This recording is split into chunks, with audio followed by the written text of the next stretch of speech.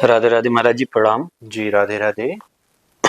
महाराज जी। राहुल राठी जी का प्रश्न है, मध्य प्रदेश से बिलोंग करते हैं और इनका प्रश्न है कि जब कोई भी सिद्धांत सिद्ध करना होता है तो हमें उसे अपने धर्म शास्त्र से ही सिद्ध करते हैं कि अगर ऐसा करना हमारे धर्म शास्त्र में सही बताया गया है तो सही है, अगर गलत बताया गया है तो गलत है। महाराज जी, ऐसा भी हो सकता है कि हमारे धर्म शास्त्र में जो बात कही गई हो वो सही नहीं हो, या फिर ऐसा भी हो सकता है कि हमारे धर्म ग्रंथ में किसी अन्य के द्वारा फेर बदलाव कर दिया गया हो।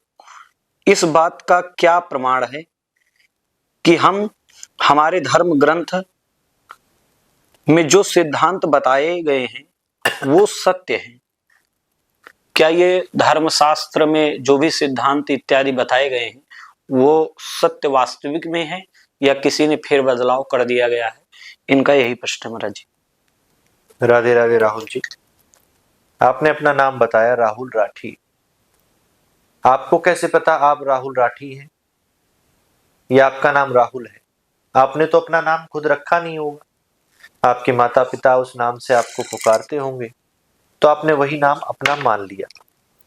आपके पास इस बात की क्या गारंटी है कि आप राठी परिवार के सदस्य हैं या राठी परिवार में ही आपका जन्म हुआ है? कोई गारंटी है क्या? घर वालों ने जैसा बताया वैसा ही आपने मान लिया। ऐसा भी तो हो सकता है आपके माता पिता ने आपको कहीं से हॉस्पिटल से, अनाथ आश्रम से, कहीं से गोद लिया हो, कहीं और से आप रिश्तेदारी से लिए गए हो और आज अपनी संतान उनको बताया, आपको बताया जा रहा हो, तो कोई पुख्ता गारंटी आपके पास नहीं है। एक बात मान सकते हैं, किसी बच्चे को गोद लिया जाए, आज नहीं तो कल कुछ समय के बाद उसे पता चल ही जाता है कि हम इनकी संतान नहीं है, इन्होंने हमें अडॉप्ट किया है। आपको अभी तक नहीं पता चला तो आपने मान लिया कि हम इन्हीं की संतान हैं। लेकिन इसकी जानकारी की क्या ठोस प्रक्रिया है कोई आपके पास? आपने सवाल तो 1 मिनट में उठा दिया हमारे सदग्रंथों में, आप राठी परिवार के सदस्य हैं, इसकी आपके पास क्या गारंटी है? अब आप सोचेंगे कि क्या गारंटी है, तो डीएनए कराया जाए।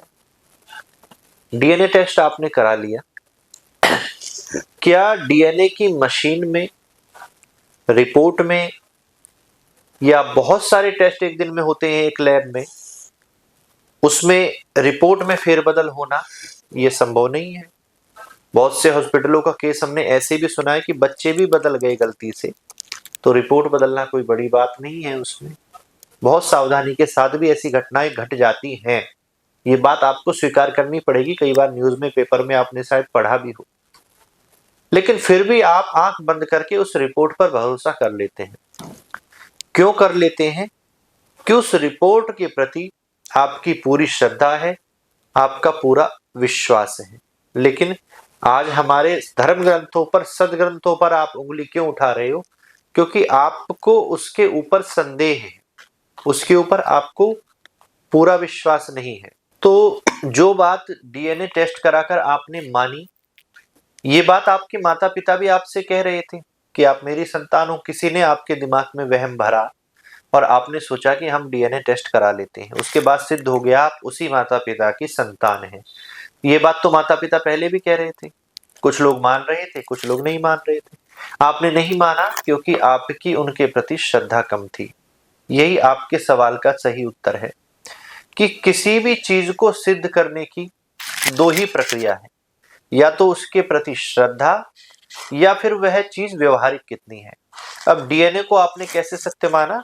क्योंकि डीएनए व्यवहारिक है।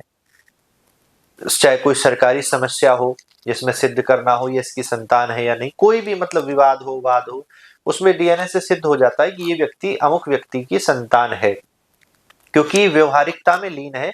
तो हमने ये सुना है, ये देखा है, तो हमने इसको मान लिया। बाकी आपने अपना तो नहीं कराया कभी, आज कराया तो मैच हुआ तो आपने मान लिया, क्योंकि व्यवहारिकता में आपने समाज में ऐसा देखा है। वही स्थिति हमारे जीवन की है, वही स्थिति हमारे सदग्रंथों की भी है कि जो चीज आप प्रमाणित करना चाह रहे हैं उसके प्रति आपकी कितनी श्रद्धा है, या वह चीज कितनी व्यवहारिक है। श्रद्धा तो आपको रखनी ही पड़ेगी, लेकिन व्यवहारिकता का भी ज्ञान आपको होना चाहिए। लेकिन एक बात आपने बहुत अच्छी कही कि हो सकता है हमारे इन सदग्रंथों में मुगलों के द्वारा, अंग्रेजों के द्वारा कुछ छेड़छाड़ की गई हो और हम उसको ही सही मानकर बैठे हों। तो भैया, मैं आपसे या कोई भी हमारे संत आंख बंद करके विश्वास करने को नहीं कहते, आंख खोलकर विश्वास करने को कहते हैं। श्री रामचरितमानस में अयोध्या का पूरा जिक्र है। राम जी का जन्म यहाँ हुआ, वनवास में ऐसे गए, भरत जी यहाँ रहे, वहां रहे, ये सब लिखा है। श्रद्धा हो गई, मान लिया। तो क्या आप उत्तर प्रदेश में लखनऊ से आगे जब जाएंगे तो आपको अयोध्या नाम की कोई जगह मिलती है या नहीं मिलती है? नंदीग्राम नाम की कोई जगह मिलती है, नहीं मिलती है? लंका नाम की कोई जगह मिलती है कि नहीं मिलती है? श्री राम सेतु नाम की कोई चीज मिलती है कि नहीं? समुद्र नाम की कोई चीज मिलती है कि नहीं? उसी प्रकार से यमुना महारानी, वृंदावन की चर्चा आती है, वंशीवट की चर्चा आती है, 5,500 वर्ष पुरानी, 5,500 साल पुरानी चर्चाएं आती हैं। ब्रज की ही देख लीजिए। तो क्या वह, और 5,500 नहीं, ये सतयुग की चर्चा मैं कह रहा हूं। सतयुग में ध्रुव जी ने मधुवन में तपस्या करी यमुना के तट पर, और आज कौन सा युग है? चौथा युग आ गया, कलयुग में हम बैठे हैं। आज यमुना जी यहाँ पर हैं या नहीं? हाँ या ना में आप बताइए। वृंदावन में यमुना जी हैं, मधुवन में, मथुरा में भी है। वंशीवट की चर्चा हुई है, द्वापर युग की वंशीवट है या नहीं है? निधिवन की चर्चा कलिकाल की है, ठाकुर जी प्रकट हुए हैं, तो निधिवन है या नहीं?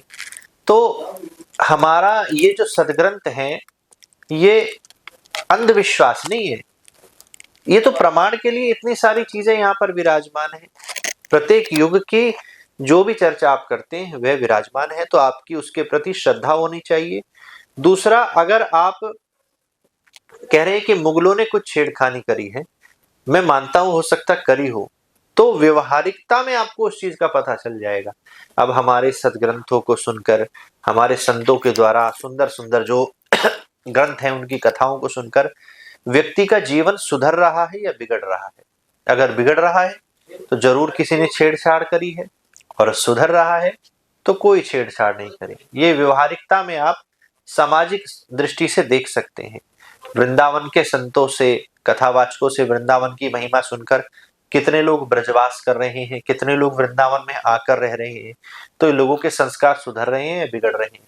कितने लोगों ने मांसाहार भोजन करना छोड़ दिया, या कितने लोगों ने कथा सुनकर मांसाहार खाना शुरू कर दिया? ये व्यवहारिकता की दृष्टि है। तो आप देख लीजिए, खुद ही आपको पता चल जाएगा कि सारे प्रमाण सही है या नहीं है। श्रद्धा और व्यवहारिक और विश्वास की दृष्टि से आप देखेंगे तो आपके प्रश्न में ही आपका उत्तर छिपा हुआ है। राधे राधे।